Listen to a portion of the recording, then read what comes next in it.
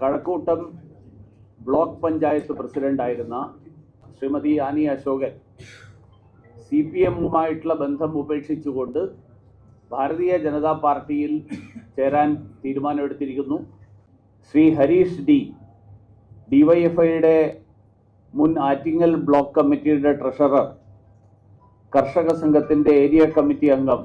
Chirayinkeezhu service സഹകരണ cooperative ബാങ്കിൻ്റെ director board അംഗം എന്നുള്ള ചുമതലകൾ വഹിച്ചിട്ടുള്ള Koonthalloor LC secretary Shri Harish D,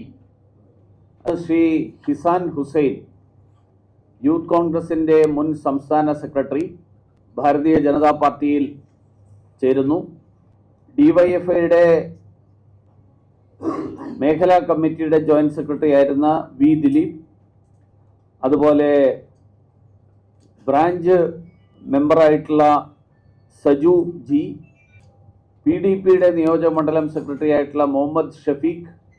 DYFI area committee അംഗമായിട്ടുള്ള അഖിൽ വേണു, രാംകുമാർ, അർഷാദ്,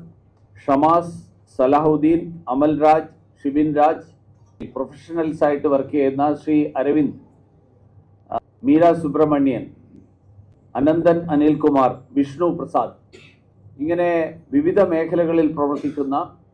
മറ്റ് പ്രമുഖ വ്യക്തികളെ കൂടി ഭാരതീയ ജനതാ പാർട്ടിയിലേക്ക് സ്വാഗതം ചെയ്യാൻ ഈ അവസരത്തിൽ ആഗ്രഹിക്കുക.